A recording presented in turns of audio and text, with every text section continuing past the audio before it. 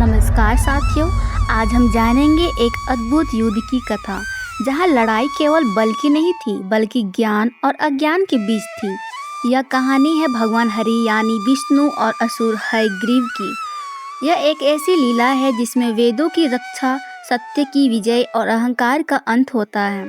आइए सुनते हैं हरि और हयग्रीव की कथा। बहुत समय पहले हयग्रीव नाम का एक राक्षस पैदा हुआ था। उसके पास अश्व का सिर था और तपस्या कर ब्रह्मा जी से वरदान प्राप्त करता है कि कोई भी देवता, मानव या असुर उसे मार ना सके। परंतु इस वरदान के साथ उसका अहंकार बढ़ गया।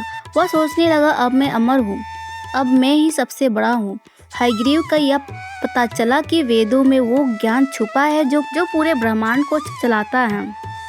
उसने एक रात वेदों की चोरी कर ली और उन्हें गहरे समुद्र में छिपा दिया। देवता घबरा गए, अगर वेद ही नहीं होंगे तो धर्म और सृष्टि कैसे चलेगी।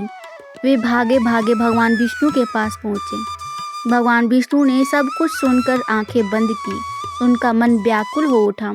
वेद सृष्टि की आत्मा है, उन्हें वापस लाना अनिवार्य है। लेकिन हयग्रीव को मारने का वरदान तो उसे अमर बना चुका था। फिर भगवान ने एक चतुर उपाय सोचा, अगर कोई अश्वमुख वाला ही उसे मार सकता है तो मैं ही हयग्रीव रूप धारण करूंगा। भगवान विष्णु ने हयग्रीव का रूप धारण करके शरीर मानवीय और सिर घोड़े का। उनका तेज असाधारण था। उनकी आंखों में ज्ञान की ज्वाला थी और हाथों में था धर्म का अस्त्र।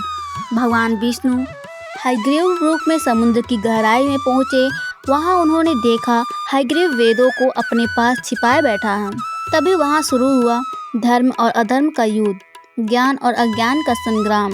दोनों हयग्रीव रूप में थे, परंतु एक था अहंकारी और दूसरा परम ज्ञानी। युद्ध भीषण हुआ और अंत में भगवान विष्णु ने असली हयग्रीव का वध कर दिया। जैसे ही असुर हयग्रीव मारा गया, भगवान विष्णु ने वेदों को पुनः प्राप्त किया। उन्होंने वेदों को ब्रह्मा जी को सौंप दिया। ब्रह्मा जी ने उन्हें फिर से 4 भागों में विभाजित किया, ऋग्वेद, यजुर्वेद, सामवेद और अर्थवेद। ब्रह्मांड फिर से धर्म, ज्ञान और सत्य के पथ पर लौट आया। भगवान विष्णु का यह हयग्रीव अवतार सामान्य नहीं था। यह केवल युद्ध के लिए नहीं था, बल्कि यह दिखाने के लिए था कि कभी कभी बुराई को उसी के रूप में हराना पड़ता है।